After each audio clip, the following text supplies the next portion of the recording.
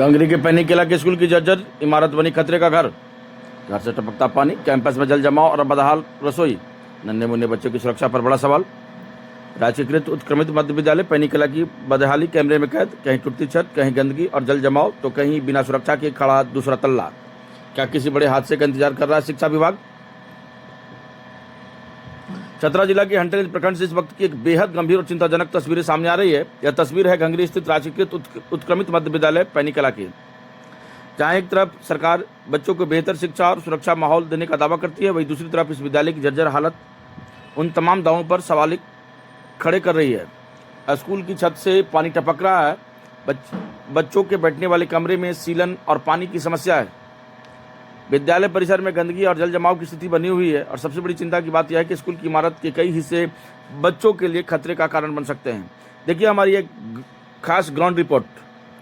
जैसे ही आप घंगरी स्थित राजकीयकृत उत्क्रमित मध्य विद्यालय पैनी कला के मुख्य द्वार में से अंदर प्रवेश करते हैं, स्कूल की बदहाली और तस्वीरें एक करके सामने आने लगती है।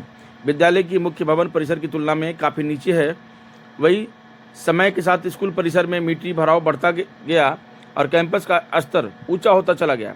नतीजा यह हुआ कि बरसात का पानी और चापाकल से निकलने वाली पानी सीधे विद्यालय भवन की ओर जाने लगा। बारिश के मौसम में स्थिति और भी गंभीर हो जाती है। पानी स्कूल भवन के आसपास जमा हो जाता है, जिससे भवन में सीलन बढ़ती है। विद्यालय परिसर की स्वच्छता व्यवस्था पर गंभीर सवाल खड़े होते हैं। छत से टपकता पानी, बच्चों के कमरे में सीलन, स्कूल में बच्चे बैठने वाले कमरे की स्थिति बेहद चिंताजनक है।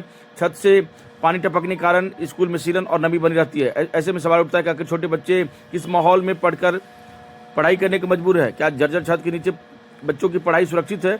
और अगर अचानक छत का कोई हिस्सा गिर जाए तो इसके लिए जिम्मेदार कौन होगा?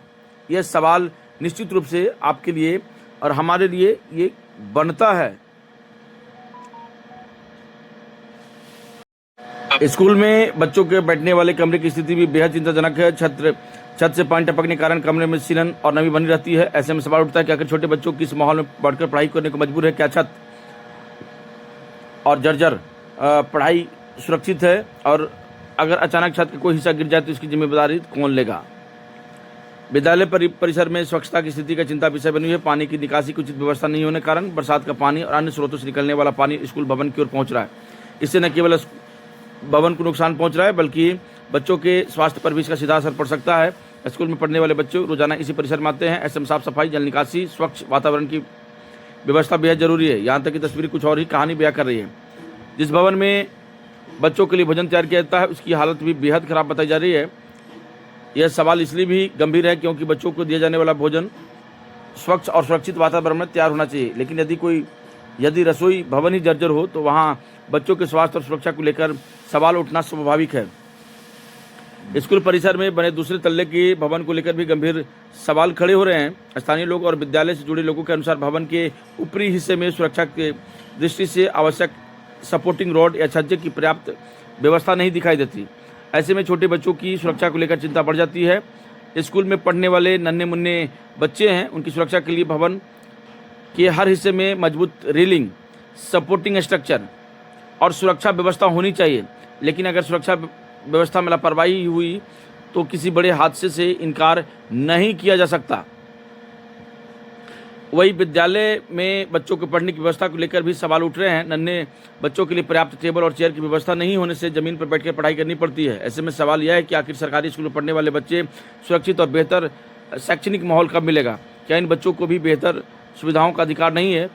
जब इस पूरे मामले को लेकर विद्यालय के प्रधानाध्यापक से बात की गई तो उन्होंने विद्यालय की स्थिति और समस्याओं को लेकर कुछ कहा।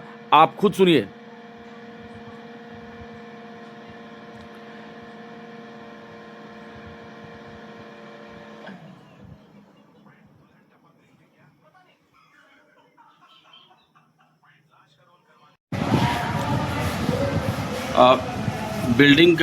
बिल्डिंग है वो काफ़ी जर्जर स्थिति में है। जगह जगह हम लोगों ने छत पर देखा तो वहाँ पे पानी वगैरह जमा हुआ है। उसके बाद में कोई सपोर्टिंग रड नहीं है। अगर कोई व्यक्ति ऊपर जाता है उस क्रम में अगर गिर जाता है तो आप इस समस्या को कैसे देखते? विद्यालय के प्रधानाध्यापक को स्कूल में सर देखिए, स्कूल का जो भवन है, पुराना भवन तो बना हुआ है। रह गई बात कि पुराना भवन के लिए सर बैठक में बात किया, हमारे विभाग का भी आदेश है जो जर्जर भवन है जर्जर भवन को समिति से पारित कराते हुए उसको तोड़ने का आदेश है। तो फिलहाल जिस रूम में बच्चे पढ़ रहे हैं वो रूम में अपना जर्जर सर नहीं बराबर है, मुआयना किया गया समिति के द्वारा। फिलहाल उसको सर रोका गया है। अगर ज़्यादा दर्जर होगा, बरसात दिन में ज़्यादा खराब हो जाएगा तो उसको बरसात के अंदर में मैंने समिति पारित किया है, उसको तोड़ दिया जाए। नहीं, क्योंकि आप प्रिंसिपल हैं और जी, जी। आपके ऊपर अगर मैं छत की बात करूं और उस सेकंड फ्लोर पे बच्चे पढ़ते हैं, यानी कि 7th और 8th के बच्चे वहां पढ़ रहे हैं, वैसे क्रम में अगर किसी कारण से जब छुट्टी होता है तो स्वतः जो है बच्चे दौड़ना भागना शुरू कर देते हैं, क्योंकि एक नेचर होता है। वैसे में कहीं भी आपका ना तो वॉल है यानी दीवार है, ना सपोर्टिंग रड है, तो उस अगर घटना या दुर्घटना घटता है तो उसके लिए जिम्मेवार कौन होगा? इसके लिए जिम्मेवार तो हम लोग पूरा विद्यालय परिवार है सर। बात है कि सर दीवार और बाउंड्री के लिए हमने आवेदन भी लिखा है, समिति से पास करा, कई बार सूचना भी दिए, सीआरपी महोदय के द्वारा, हमारा प्रखंड का पदाधिकारी के द्वारा कई बार सूचना भेजाया गया, मुखिया जी, पंचायत प्रतिनिधि, विधायक, सांसद सभी को मैंने लिखा कि हमारे बहनी विद्यालय में इस चीज़ का कमी है, दिया जाए, लेकिन आज तक कोई पहल हुआ नहीं है। हमारे पास इस तरह का कोई फंड नहीं है जिससे हम उसका काम करवा सकें। फिर भी हम लगे हुए हैं कि हमारे रीजन तक जब तक रहे इसको हम काम करवाने का मतलब हम है बिल्कुल। दूसरा सवाल ये है कि आपके पास में आपके स्कूल में हाइजीन का बहुत बड़ा इशू है, हाइजीन बहुत पुअर है। यानी कि अगर मैं बात करूं, जैसे ही आप एंट्री पॉइंट से घुसते हैं तो वहां पर नाले से पानी जो है यूं ही निकल रहा है, तो उसको ठीक करने के लिए या ठीक करवाने के लिए क्या कर रहे हैं आप? नाले सर, पहले नाले हमारे सब थे, धीरे धीरे बच्चे जब खाना मध्याह्न भोजन करते हैं तो थोड़ा सा बालू उलू का प्रयोग ज़्यादा करते हैं, हाथ उथ से धोते हैं, जिससे हमारा चापाकल का पानी जो है, नाली जो है सर, वो जाम हो गया। और जाम होने के बाद बहुत काफ़ी प्रयत्न किया गया, पानी नहीं निकाला गया। लास्ट में कुछ पोर्शन, थोड़ा सा टुकड़ा उसको तोड़ के और उस नाली को साफ कर दिया गया है। और इसकी चर्चा हमने विद्यालय परिवार समिति बैठक में कर चुके हैं। उस पर भी हमारा काम सर हो जाएगा, हम करेंगे इसको। अभी तो मैंने सर प्रस्ताव ही डाला गया है, हम करेंगे इसको काम।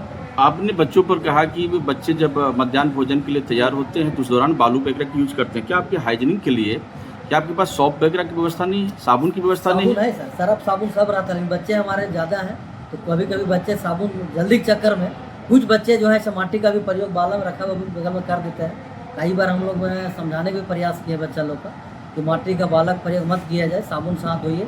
साबुन मेरा रखा हुआ है ऑलरेडी, सरफ भी रखे हुए हैं। लेकिन कभी कभी बच्चे ज़्यादा होने के कारण जल्दीबाजी खाने के लिए बच्चे करते हैं, उसके लिए अलग टीचर का भी हमारा डिप्यूट किया गया है देख रेख के लिए सर, स्पेशल मध्याह्न भोजन के लिए। हमारा बाल संसद बच्चे को भी सक्रिय किया गया है, जो कि आप लिस्ट में देख रहे हैं, सभी बच्चे एक्टिव रहते हैं। कभी कभी सर बच्चे लोग जल्दीबाजी के चलते सब काम कर देते हैं। बिल्कुल। ऑफ द रिकॉर्ड में आपने कहा कि आपके पास में 200 से एबव नंबर ऑफ स्टूडेंट हैं या स्ट्रेंथ है, तो वैसे में महज 4 शिक्षक बच्चों को आप लोग कैसे हैंडल करते हैं, कैसे पढ़ा रहे हैं, कैसे सारे सब्जेक्ट को आप लोग टैकल कर रहे हैं, या फिर नहीं हो पा रही है? जी जी जी, हमारे कमरा मात्र सर 4 है, हमारे बिल्डिंग का कमरा 4 है और हमारे विद्यालय जो है 1 से 8 क्लास तक है। सभी वर्गों को हमने दो क्लास में डिस्ट्रीब्यूट किए हैं, 1 to 1 में, 3, 4, 4, 5, दूसरा का 7, 8 मैंने 4 कमरे हैं और चारों में हम लोग शिक्षक जाते हैं बराबर। सभी लोग पहला दूसरा तीसरा रूटीन के अनुसार शिक्षक जा रहे हैं। रह गए कभी कभी हमारे लैब टीचर भी एक हैं, वो भी एक टीचर में स्मार्ट क्लास करते हैं। तो और हम लोग मात्र शिक्षक 4 हैं। विभाग को कई बार अभी फ़िलहाल सर मात्र 8-10 दिन हुआ, हमारे उपायुक्त महोदय और जिला शिक्षा अधीक्षक महोदय पास हम लोग आवेदन दे चुके हैं बनाकर कि शिक्षकों के यहाँ कमी है और जल्द लग रहा है कि ये समाधान हमारा शिक्षक वाला होगा। चलिए, एक अंतिम सवाल, आपका जो किचन है यानी कि जो रसोई घर है जहाँ पर बच्चों के लिए भोजन बनता है, अर्थात 250 बच्चों के लिए आपका भोजन बन रहा है, वैसे में वो जो आपका बिल्डिंग है वो काफ़ी जर्जर तो नहीं कहा जा सकता है, लेकिन हाँ वो न डेंटिंग है ना पेंटिंग है, सिर्फ ईट से ऐसे ही खड़ा किया हुआ है। वैसे में छिपकली हो या फिर अन्य जो जहरीली जीव जंतु है वो अगर गिर जाए तो उसके लिए जिम्मेवार कौन होगा? इसके लिए जिम्मेवार तो हम लोग पूरा विद्यालय परिवार है, खासकर जिम्मेवार तो हम भी हैं, हमारा टीम है, मध्याह्न भोजन बनाने वाले रसोईया भी है, क्योंकि हम लोग बार बार उसको निर्देश करते रहते हैं भोजन बनाने के पहले हाथ धो लीजिए, अपना कमरा साफ कीजिए, झाड़ पोछ कीजिए। रह गई डेंटिंग पेंटिंग के बाद सर, तो वो कमरा विद्यालय का कमरा नहीं है, वो कमरा इस गाँव का ग्रामीण समुदाय भवन का टाइप का कमरा है। हम लोग कमरा कम रहने के कारण उसमें मध्याह्न भोजन बनाया जा रहा है। इसलिए तो एज ए ऑफिशियली आप लोगों ने शिफ्ट कर दिया है ना? जी अभी तो सब करती है, लेकिन उसमें मेरा कमरा वो नहीं है स्कूल, उसमें अधूरा कमरा है, बिल्डिंग बनाया गया है लेकिन